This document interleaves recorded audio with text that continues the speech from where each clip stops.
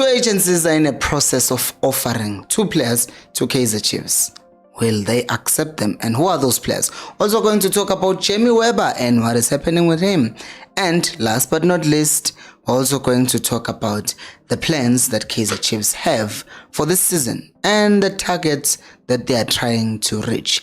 Hello and welcome to Khosi Nation Fan TV. I am Pelo, I am your host, and this is where fans meet and talk about Kaizer Chiefs. Khosi Football Club. Jammie, a 27-year-old central midfielder who's currently playing for Sekhukhune United. Kaizer Chiefs wanted to sign this player a few years back and they ended up not signing him, and he ended up going to Sekhukhune United as a free transfer. Interesting enough, surprising the Chiefs wanted him. He was free, but they didn't sign him.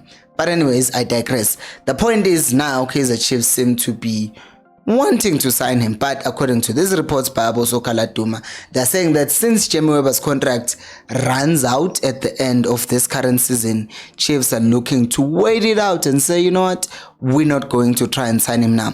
Because, well, this is from my view, how I see it, it's because Sekhukhune United have an option to extend the guy's contract. So if Chiefs started sniffing around and then Sekhukhune United were not happy about that and wanted to get something out of this thing, then they would say, hey, he's our player, you know, so we can extend his contract, which is the thing that Cape Town City did last season when Chiefs wanted to sign Umtanzane. Was it last season? Yeah, the year before. And then Cape Town City were like, no, he's our player and we're going to extend his contract. So they did, and then Chiefs ended up buying Umtanzane for money. So I think that they'll wait it out, let him finish his contract and then sign him, because there's a video that I'm cooking that we're going to talk about.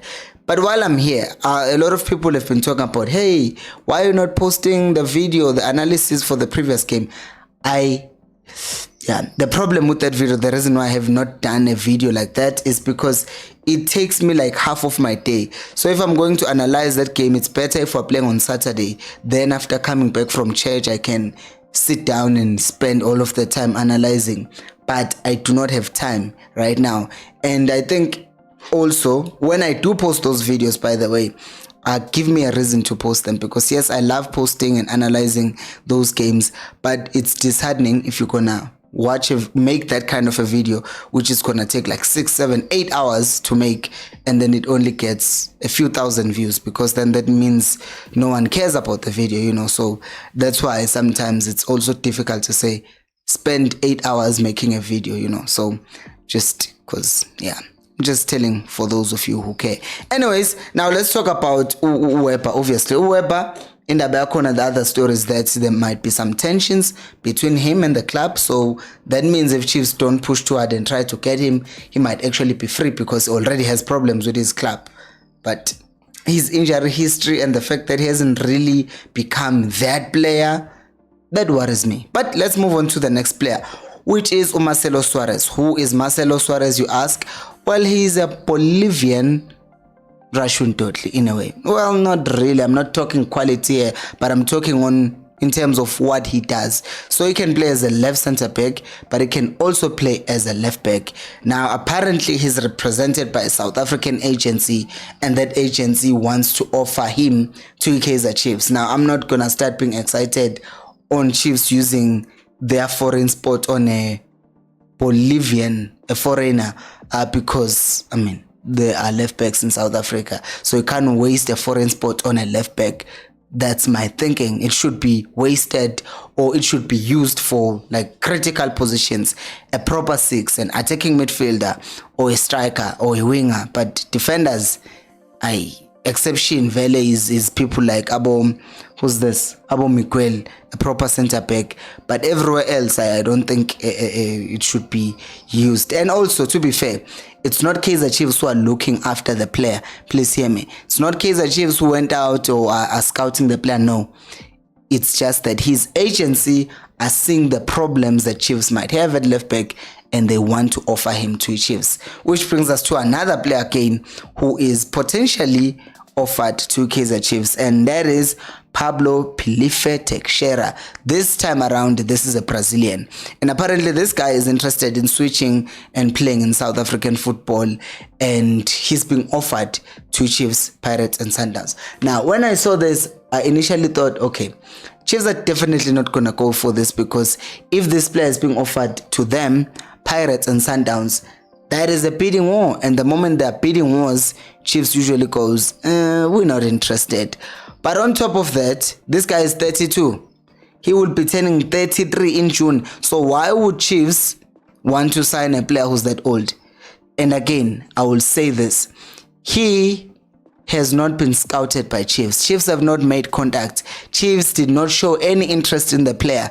It's the agents who are offering the player to Chiefs. It's the same thing that happened in, what was this, the last transfer window, when it was said that a Portuguese striker or a striker who plays in Portugal was offered to Kaizer Chiefs and Nabi rejected him.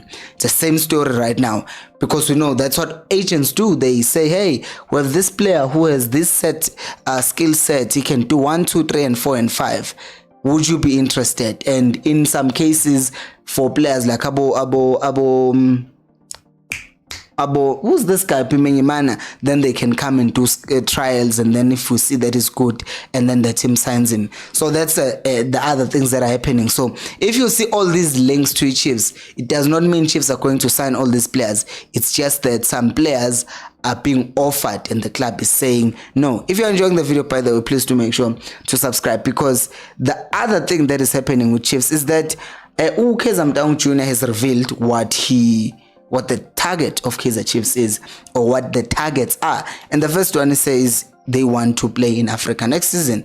And I'm gonna be honest with you, it doesn't seem like the club want to play in Africa next season.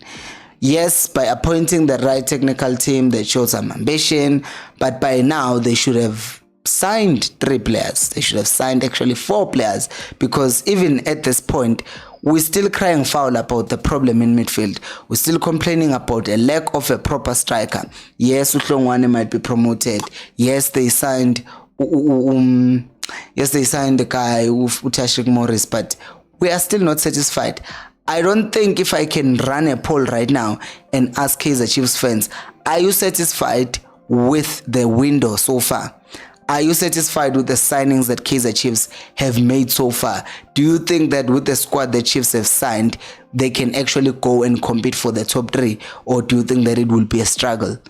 You can tell me on the comment section, because personally, I don't think there is any single fan of Kaizer Chiefs who will say 100% yes, they are satisfied with that. Because yes, Nedbank Cup with the last 32, which we're playing this weekend, last 16, the quarterfinals, the semi-finals and the finals.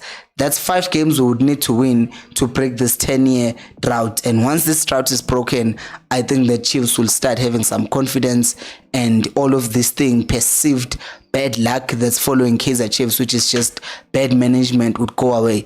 Because that's just the truth. People can say things are spiritual at Chiefs, that's why they're not winning. No, there's nothing spiritual there. They are just not being managed properly. If the management can smell their own armpits, they will realize that they are the problem. They've been the problem for the longest time. And if they don't change their ways, then we're going to go to 20 years without winning a trophy. So they should wake up and smell the coffee and start doing the things that need to be done.